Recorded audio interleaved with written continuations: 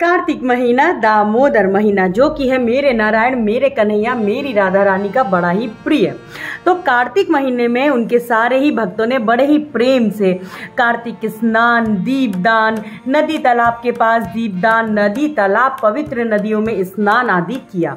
अब बारी आ गई है कार्तिक महीने को पूर्ण होने की। अब बस कुछ ही क्षण में मेरे नारायण भी जागने वाले हैं। तो देवोत्थान एकादशी से कार्तिक पूर्णिमा तक जो 5 दिन है, ये बहुत ही ज़्यादा अहम, बहुत ज़्यादा महत्वपूर्ण दिन है।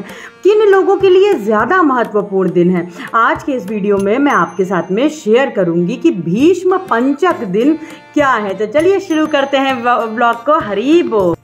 कार्तिक मास के अंतिम 5 दिन भीष्म पंचक या विष्णु पंचक के नाम से जाने जाते हैं। यह 5 दिवसीय व्रत देवोत्थान एकादशी से आरंभ होता है और कार्तिक पूर्णिमा पर समाप्त होता है। पद्म पुराण में कहा गया है कि जो भी भक्त इस 5 दिवसीय व्रत का पालन करते हैं उन्हें इस तपस्या से आध्यात्मिक उन्नति एवं भगवान श्री कृष्ण की शुद्ध भक्ति प्राप्त होती है। कार्तिक मास के अंतिम 5 दिन का यह व्रत पहले ऋषि वशिष्ठ, भृगु, गर्ग आदि द्वारा किया जाता था। महाराज अम्बरीश ने यह व्रत किया और अपने सभी राजसी सुखों का त्याग कर दिया। भीष्म पंचक उपवास का पालन करने से व्यक्ति को चारों चतुर्मास उपवास का लाभ मिलता है। भीष्म पंचक मां गंगा एवं राजा शांतनु के पुत्र भीष्म को समर्पित है। वह कुरु वंश में महान राजा भरत के वंशज पांडवों के ज्येष्ठ पितामह हैं। महाभारत एवं श्री भागवत के अनुसार भीष्म ने कुरु वंश का सिंहासन त्याग कर आजीवन ब्रह्मचारी रहने की प्रतिज्ञा की, जिसका उन्होंने जीवन पर्यंत पालन किया। गौड़ीय वैष्णव के अनुसार भीष्म कृष्ण भावनात्मृत विज्ञान में 12 महाजन अधिकारियों में से एक के रूप में जाने जाते हैं। अपनी युवावस्था में उन्हें यह वरदान मिला था कि उनकी मृत्यु उनकी इच्छा अनुसार ही होगी। महाभारत के युद्ध की समाप्ति पर जिस समय गंगा पुत्र भीष्म सूर्य के उत्तरायण होने की प्रतीक्षा में बाड़ों की सैया पर शयन कर रहे थे, तब भगवान श्री कृष्ण पांडवों के साथ उनके पास गए तथा युधिष्ठिर ने भीष्म पितामह से प्रार्थना की, हे पितामह, आप हमें राज्य चलाने संबंधी उपदेश देने की कृपा करें। तब भीष्म ने 5 दिनों तक राजधर्म, वर्ण धर्म, मोक्ष धर्म आदि पर उपदेश दिया। उनका उपदेश सुनकर भगवान श्री कृष्ण संतुष्ट हुए और बोले कि गंगा पुत्र, आपने कार्तिक शुक्ल पक्ष एकादशी से पूर्णिमा तक 5 दिनों में जो धार्मिक उपदेश दिया है उससे मुझे बहुत प्रसन्नता हुई है। इस कारण आपकी स्मृति में इन 5 दिनों में भीष्म पंचक व्रत का आरंभ होगा। इन 5 दिनों में भगवान हरि का पूजन करने और भक्ति सेवा से संलग्न भक्तों को मैं शुद्ध भक्ति का वरदान देता हूँ। पांडवों के युद्ध जीतने के बाद पितामह भीष्म ने शांति अनुभव की। हे भगवान श्री कृष्ण के सम्मुख अपना शरीर छोड़ना चाहते थे। तो ये तो बात हो गई कि भीष्म पंचक का जो व्रत है वो कितना महत्वपूर्ण है और किन किन लोगों ने किया। अब उन लोगों के लिए ये भीष्म पंचक 5 दिन अंतिम बहुत अहम हो जाते हैं जिन्होंने कार्तिक स्नान नहीं किया है या किन्हीं कारणवश उनका कार्तिक स्नान बीच में छूट गया है। पीरियड के समय जो महिलाएं हैं उनका कार्तिक स्नान छूट गया है, या वो कार्तिक महात्म्य नहीं पढ़ पाए हैं, दीपदान नहीं कर पाए हैं, तो यकीन मानिए ये 5 दिन आपको, यदि आपने श्रद्धा अनुसार विधि पूर्वक ये व्रत किया तो आपको पूरे कार्तिक मास का, चातुर्मास का आपको फल प्रदान होगा। किस तरह से आपको पूजन अर्चन करना है बहुत ही सरल विधि के साथ बताती हूँ। सर्वप्रथम देवोत्थान एकादशी वाले दिन, जब प्रभु जिस दिन अपने 4 महीने की योग निद्रा से जागेंगे उस दिन सुबह आपको जल्दी उठ जाना है। सुबह जल्दी उठ जाइए, घर को स्वच्छ कर लीजिए, शुद्ध होकर के स्नान करके आप मंदिर में आ जाइए। आप उस दिन कोशिश करिए कि हर हालत में आपको 4 बजे तक का स्नान कर लेना है। 4:30 बजे तक का आपको तुलसी मैया के पास में आ जाना है। सर्वप्रथम दीप प्रज्वलित आप तुलसी मैया और शालिग्राम प्रभु का करिए, उनको स्नान आदि कराने के बाद में, उसके बाद में आप मेरे नारायण के पास में अपने मंदिर में आ जाइए। आपको कलश स्थापित करना है।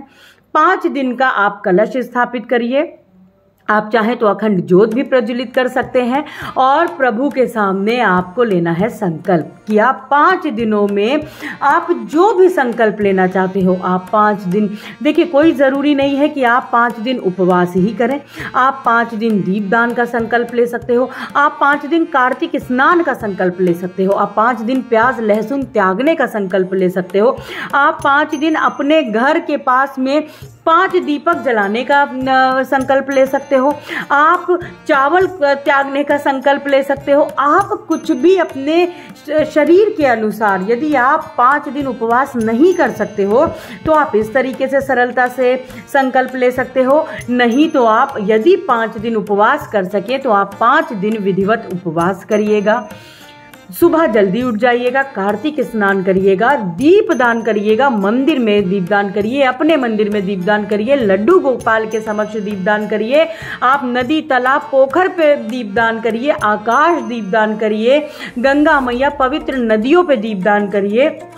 यदि आपने अभी तक नहीं किया है तो आप ये कर सकते हो, आप शिवालय में दीपदान करिए, मेरे नारायण के प्रिय भोलेनाथ बाबा के मंदिर में आप जो है वो दीपदान करिए।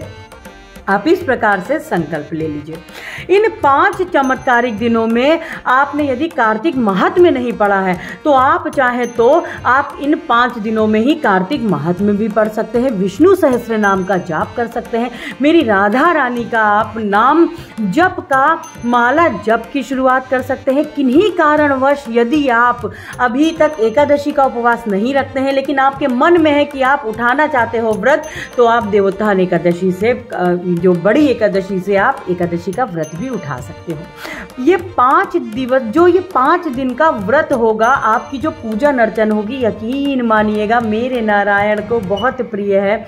आप ये अपनी, देखिए वैसे मैं कभी भी मनोकामना के लिए नहीं कहती हूँ, मेरे लाला लाली के श्री चरणों में कुछ आप मनोकामना ना मांगे, बस केवल उनकी भक्ति मांगे। लेकिन यदि आपकी कोई विशेष मनोकामना है तो आप ज़रूर लाला लाली से प्रार्थना करके ये 5 दिन आप इस प्रकार से पूजन अर्चन करिएगा, आपका जीवन ही बदल जाएगा जी।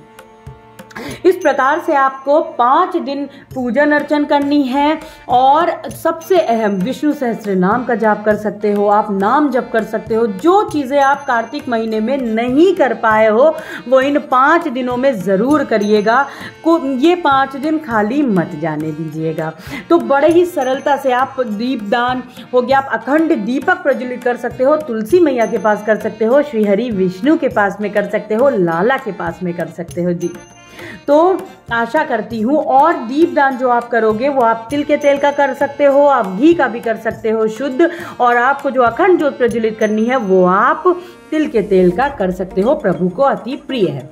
आप स्नान के जल में अपने गंगा जल मिला सकते हो। यदि पानी, देखिए अब ठंडक थोड़ी बढ़ गई है, बढ़ेगी सुबह, तो आप सुबह अगर आपको कष्ट है तो आप थोड़ा सा पानी गर्म कर भी सकते हो, कुछ ना से कुछ अच्छा होता है जी। तो आशा करती हूँ आप लोगों को अपने प्रश्नों के उत्तर मिले होंगे। भीष्म पंचक क्यों इतना अहम है, किन किन लोगों ने किया, वो भी मैंने आपके साथ में कहा। तो आज के लिए बस इतना ही, मिलते हैं अपने दूसरे ब्लॉग में बहुत जल्दी। हरी बोल। वीडियो अच्छा लगा हो तो लाइक करिएगा, चैनल को सब्सक्राइब करिएगा और ज़्यादा से ज़्यादा शेयर करिएगा।